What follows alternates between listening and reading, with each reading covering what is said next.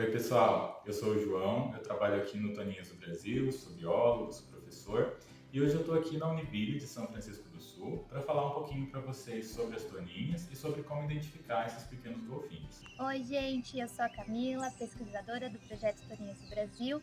Também estou aqui na unidade em São Francisco do Sul e vou explicar para vocês um pouquinho também sobre a nossa toninha. Apesar das toninhas morarem bem perto da gente, não é muito fácil de ver elas, porque o comportamento delas é muito tímido e isso é o oposto do que a gente vê para outras espécies de golfinhos, como os botos cinza, o nariz de garrafa e também o golfinho rotador. Normalmente, as toninhas, elas não saltam para fora da água ou expõem muito seu corpo. Além disso, elas não costumam se aproximar de embarcações e de aglomerações humanas. Esse modelo aqui de toninha, ele tem o tamanho de uma toninha adulta real, então ele tem cerca de 1,5 m a 1,70 m, sendo as fêmeas maiores do que os machos no caso dessa espécie. No caso das toninhas, a gente já até chegou a fazer observações de exposições prolongadas na superfície, mas isso é bastante raro.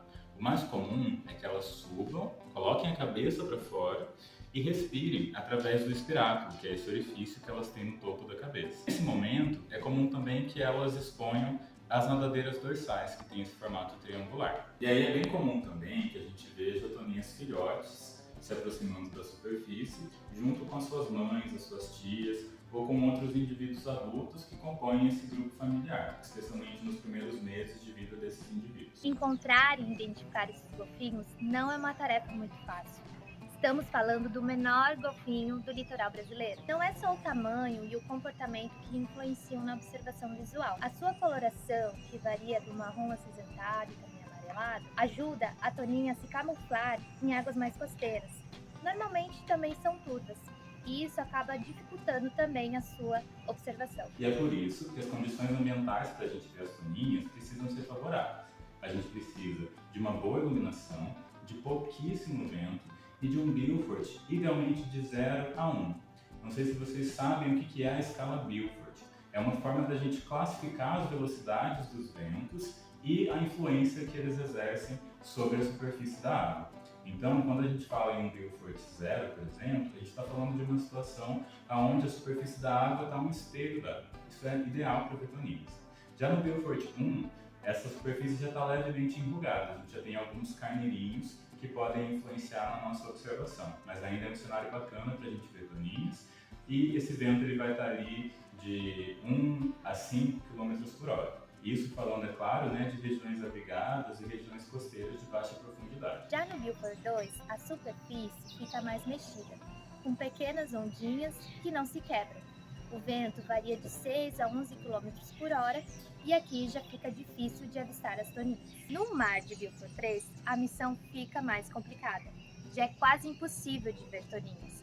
O vento varia de 12 a 19 km por hora, o que movimenta ainda mais a superfície do mar. As ondinhas começam a ficar mais encorpadas e se quebram, formando carneirinhos, que é como chamamos as espuminhas que ficam na superfície. E aí do Beaufort 4 em diante, a superfície vai ficando cada vez mais mexida, com ventos acima de 19 km por hora.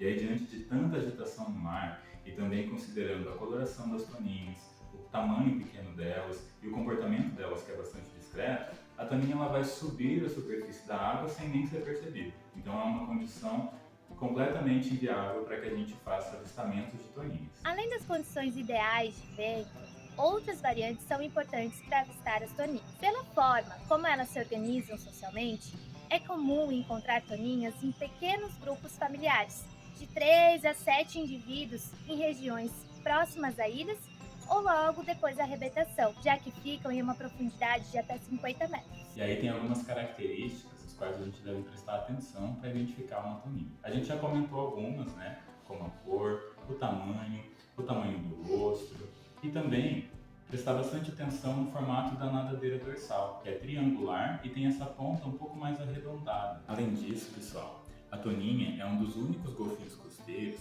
capaz de fazer esse movimento de varredura com a cabeça.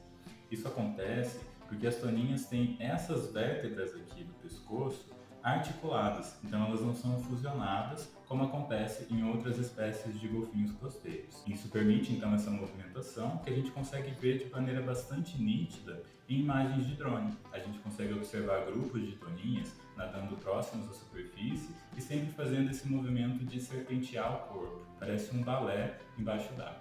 Pessoal, eu espero que vocês tenham gostado e que tenham aprendido bastante. Qualquer dúvida é só entrar em contato com a gente. E não esqueçam de responder as perguntas do formulário. Muito obrigado!